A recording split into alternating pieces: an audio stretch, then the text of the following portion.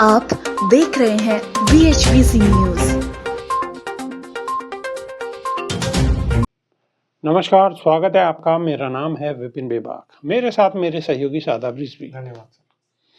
दिल्ली विधानसभा चुनाव की वजह से राष्ट्रीय राजधानी में चुनावी समीकरण हर रोज बनते बिगड़ते नजर आ रहे हैं। इसी बीच खबर है कि सोमवार को जाट नेताओं का एक प्रतिनिधिमंडल आम आदमी पार्टी के राष्ट्रीय संयोजक अरविंद केजरीवाल से उनके आवास पर मुलाकात करने पहुंचा है।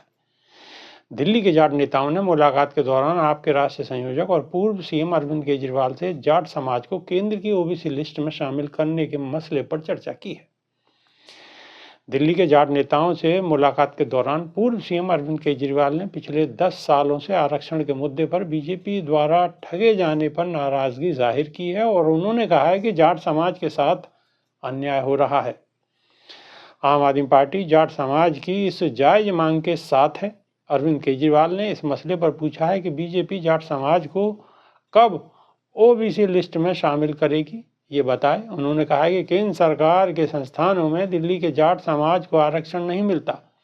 नरेंद्र मोदी और अमित शाह ने कई बार जाट समाज को केंद्र की ओबीसी लिस्ट में डालने का आश्वासन दिया था, लेकिन अभी तक ऐसा नहीं किया गया।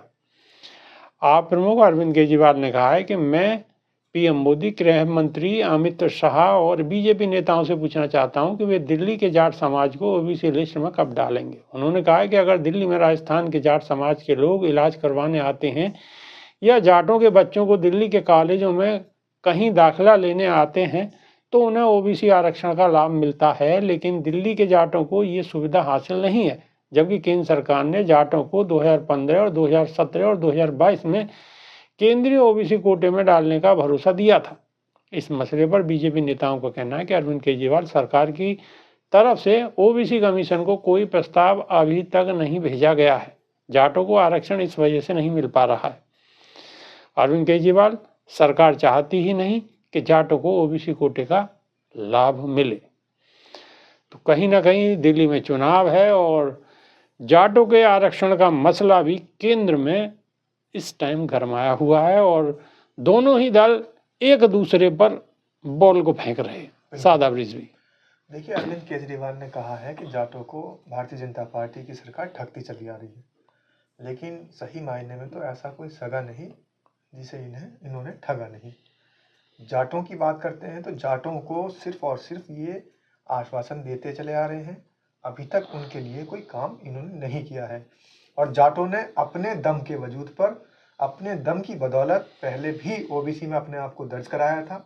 जाटों की जो स्थिति है, जाटों की जो सामान्य स्थिति में वो लोग पहले आते थे, लेकिन जब जाटों ने जाकर आंदोलन किए, कई जगह रोड जाम हुए, कई जगह रेल रोको आंदोलन हुए, तो आंदोलन से जाटों ने अपने इस हक को लिया था। लेकिन अब भी उनको जो वो हक मिला है वो भी बदल जाता है। कहाँ बदल जाता है? जब आप स्टेट में रहते हैं तो फिर पिछड़े जाट माने जाएंगे, और वही जाट अगर केंद्र में आ जाएंगे तो फिर वो सामान्य जाट माने जाएंगे। तो इंसान एक ही है, लेकिन उसके दो दो रूप नजर आ रहे हैं। और दो मुहा किसने बना रखा है?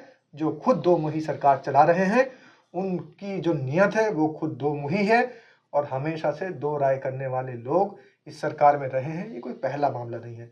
जाटों को स्टेट में जब ओबीसी का आपने दर्जा दे रखा है, तो अगर वो केंद्र में आ जाते हैं तो वही लोग कैसे फिर सामान्य में पहुंच जाते हैं? ये एक बड़ा गोलमाल इन्होंने एक सिस्टम बना रखा है, और इसलिए बना रखा है जिससे कि जाटों के बच्चे अगर केंद्र शासित प्रदेशों में या केंद्र सरकार के चली हुई योजनाओं में आएंगे तो फिर उनको ओबीसी का लाभ नहीं मिलेगा। लेकिन कहने के लिए और जुमलेबाजी के लिए जाटों को आरक्षण ओबीसी का इन्होंने दे रखा है, और हमेशा से ये कहते चले आ रहे हैं कि हमने जाटों को ओबीसी के अंतर्गत ले लिया है। और बार बार जो इनके नेता चुनावी रैली को संबोधित करते हैं और जगह जगह जब जाते हैं, जाट समाज के बीच जाते हैं, तो वहां पर भी वो इस बात का ढिंढोरा पीटते हैं कि हमने जाट समाज को ओबीसी का दर्जा दिया है। लेकिन सत्यता उसके विपरीत है। बेबाक जी, सत्यता उसके विपरीत ये है कि कहने के लिए तो जाटों को आरक्षण दिया गया है, सिर्फ हाथी के दांत हैं।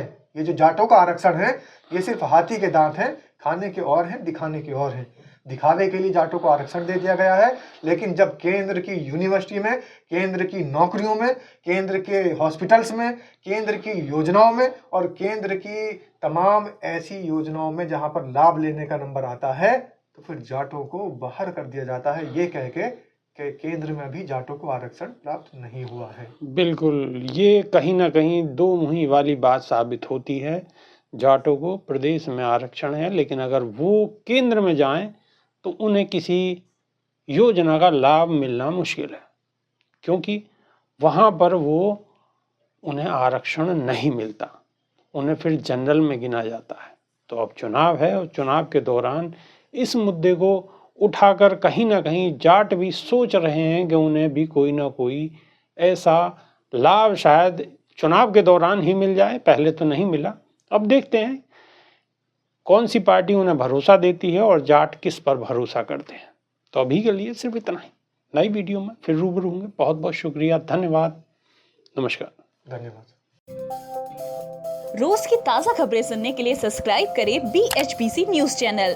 साथ ही रोज के नोटिफिकेशन जानने के लिए दबाएं बेल आइकन। साथ ही हमें अपनी राय देने के लिए हमारी वीडियो पर कमेंट करके बताएं और वीडियोस को लाइक और शेयर करना बिल्कुल ना भूलें।